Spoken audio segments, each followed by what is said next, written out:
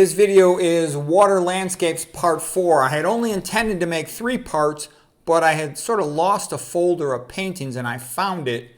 So they don't exactly fit together into a perfect theme, but they're still beautiful. And I got a little bit of a theme here.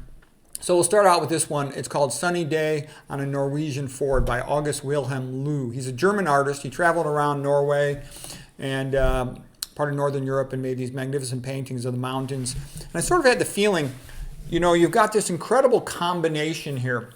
When you've got the mountains, the clouds, the sun, the lake, the land, the shore. It reminds me of a cathedral. You've got the arched ceiling of the cathedral, like the arched canopy of the trees. You've got the stained glass windows with the sun coming in that mimics like the sunrise and the sunset. You got the shoreline of the pews approaching the altar, the lake, or whatever you want to call it. But it's the combination of all these things makes for something magnificently beautiful, and they all go together perfect. They're just beautiful. I mean, this is a masterpiece. Okay, now here is a bit of a sort of a clever art. This reminds one, of course, of Moritz Escher. And here you've got aqueduct and ship. So it starts out looking like an aqueduct, and then the clouds behind turn into a ship. So it's a clever illusion there. Here's another one by August Wilhelm Loe. And this one is called just a mountain lake. And it's pretty, and there's something rustic about the mountain, and all of us are kind of tired of the city and wish we could have a log cabin out in the mountains that was self-sufficient, off the grid.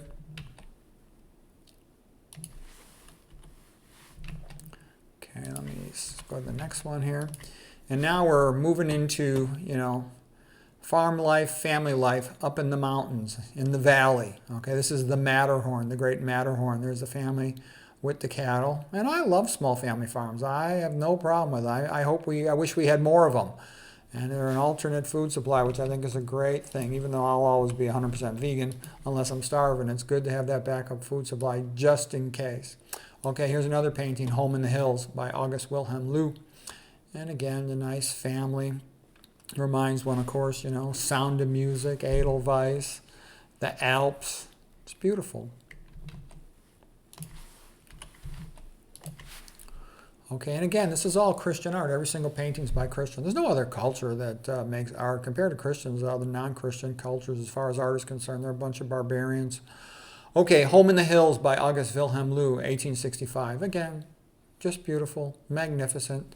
The whole combination of everything, like, you know, like a cathedral.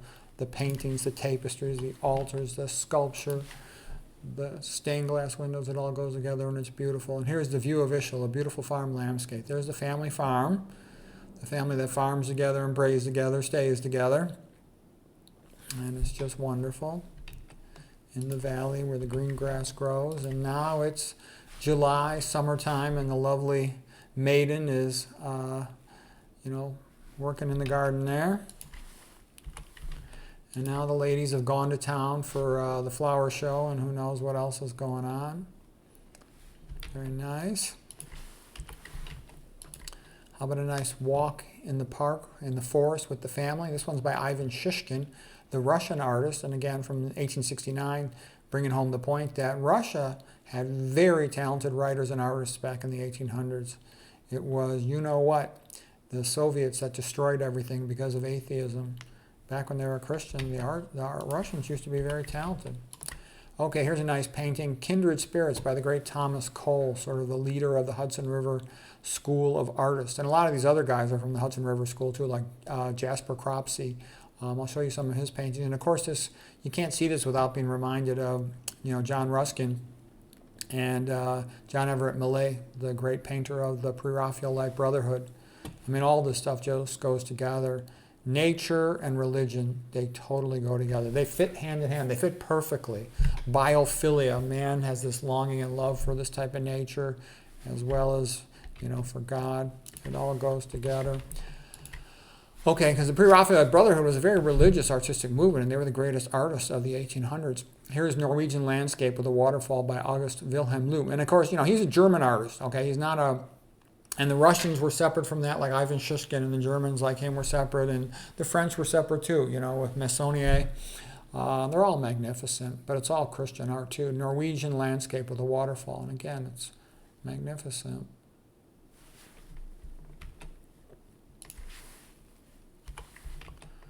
And the water creates a motion and a center of attention, and your view just goes out from there. Morning at the Shore by Joseph Vernet, 1760. He's also the painter, French painter, who made Shipwreck. And I talked in the last video about the quotes of Jose Ortega Gasset that are magnificent. The idea of the shipwrecked person is the one who really learns, the amateur, because he wants to know, he needs to know, and he loves the subject. Okay, so a lovely morning on the shore. This painting is Timber Forest by Ivan Shishkin, and you get a sense of enthusiasm, a sense of joy. I mean, these nature landscape artists, they love doing this. These guys would travel all over the world just to find the right view for where they should paint. And you can see all the detail that goes into every decision. And anybody who's ever walked around in the forest in the springtime or the summertime, you've seen a view like this. It just resonates. Yes, this is it. Okay, in his mind's eye, he's captured. He's able to take it from his mind's eye to his hand and just put it down perfectly. And it's a work of genius, and it's magnificent, and it should be celebrated. This is real art. This is magnificent nature, God's creation. Okay. And by the way, I majored in evolution, but I totally believe that God designed all this stuff. It's so much more complicated than anyone could imagine unless you've really studied it. And once you've really studied it, what you realize is we do the best we can to make sense of it, but it's far more complicated than is widely realized. All this biology and nature.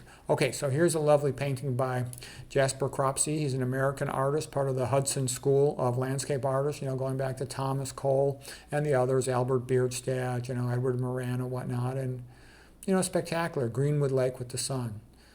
All these elements, they all combine, they all work together, and they're magnificent. So it's a synergistic effect of all the elements, the autumn leaves, the river, the hills, the sun, the clouds. Here is the first snow. Okay, winter has begun. Ivan Shishkin, back to our Russian artist. And then here is Peter Mork Munstad showing a woods in the snow. Okay, it reminds me of wintertime, shoveling the snow when I was a kid. Now I just want you to see this. I only put one of these in here because I just want you to see how disgusting and vulgar modernism is. Modernism is a communistic joke being played on Christians. And the great writer Tom Wolfe said, look at this crap. He said, all these modern buildings, they look like animal cages, and in front of them they always put a statue of a turd. It's an insult. It's a degradation of a Christian country. People should not accept this. And then here's a Rotterdam Museum. Statues of turds. That's not funny. That's an insult. That's a degradation. Imagine if, artists, from the Renaissance or from the Victorian Renaissance, the Italian Renaissance, they came to America or Europe and they saw these things in a museum. They would say, these people are lower than barbarian. They're despicable. They're evil. I mean, who would put a statue of a turd in a museum? It's an insult. It's a joke being played upon the people. It's not funny. This is unacceptable. You should speak up anytime you see something like this. This is bad. It is wrong. Okay, now here's water lilies and a Japanese bridge painted by Claude Monet in 1899. And again, that beautiful synergistic effect. It all just goes together. When things are right, it just fits together. The lilies on the lake, the bridge, the trees, the willows, it's perfect. Okay, here is Terrace and Garden by Claude Monet. And this one's from 1867. The flag blowing in the breeze, the ship's sailing, and everything is right with the world. Okay, and here's the Missus, Madame Monet, with her son, and she's got her parasol by Claude Monet in 1875. Rather lovely. Blue is such a pleasant color. It makes us happy just to see it. The sun is shining, water's blue. Okay, here's the view of Florence and the River Arno. Oh, and a great song. I'll actually put a link to it in the description below. O mio babino caro, oh daddy. And it's where the daughter is mad at her daddy because he's not thrilled about her boyfriend. And she says, Daddy, if you don't let me marry him, I'm going to throw myself into the river, into the Arno. Okay, it's a great song. And fathers know that tone of voice in a daughter. It makes them kind of melt, and she gets more She gets what she wants more often than she deserves. But anyway, spectacular painting of Florence. This is by Thomas Cole again, our artist. And again, this is what I meant. Here he is. He's traveled to Italy to paint this. And that's what they would do. To get the right painting, they'll travel all over the world. And it was pretty difficult to travel in those days. Back in 1837, pretty risky too. Okay, here's Venice by San Giorgio Maggiore in San Giorgio. Okay, and here is J.M.W. Turner. He's the very good English artist of the 1800s, in the early 1800s, the first half. And, you know, John Ruskin loved his art and really heavily praised it, perhaps probably more than it deserved, but it's still great. And these are some of his best paintings. Okay, here's the Grand Canal of Venice by Canaletto, and he's got a lot of their great paintings of Venice. And that was sort of the main theme of this originally, was water landscapes. This is a beautiful view of Warsaw in Poland, Warsaw, from Praga, another nearby town, by Bernardo Bellotto in 1770. Here's another painting. This one is a view from the royal castle, again on Warsaw, in 1773, again by Bernardo Bellotto. And now here's a painting of a Gothic cathedral on a rock by the river, and this is by Karl Schinkel. He was a great German architect and artist of the early 1800s. And it's spectacular. And the other thing you notice, when you see these cathedrals, they remind you of castles. And there's something very strong and masculine and noble about it. And that's how Catholicism should be. Not this modern crap where these low IQ, alcoholic, pedophile homos have taken over the organized church. The organized church should be brought back under control of noble masculinity. And the heterosexual family should be the unit of society, okay? And there's a window of opportunity right here. Christians should all be speaking up about the greatness of Western civilization and Christian culture, and it deserves its place at the forefront of culture, not all this modern, pop, woke, disgusting crap. Okay, here's a lovely painting, Frederick Roy, Knight of the Holy Grail. And England has a real strong tradition of, King Arthur and chivalry. And, it was Galahad, the one who made himself worthy to find the Holy Grail. And the Holy Grail was the collection of blood from the side of Christ when he was struck by the spear of Longinus, and his blood was collected into it. And the thought is that the Holy Grail could heal any wound, any illness. It's just beautiful. We're back to Jasper Cropsey, and he traveled to England to make a painting of Warwick Castle. And, the swans together swimming.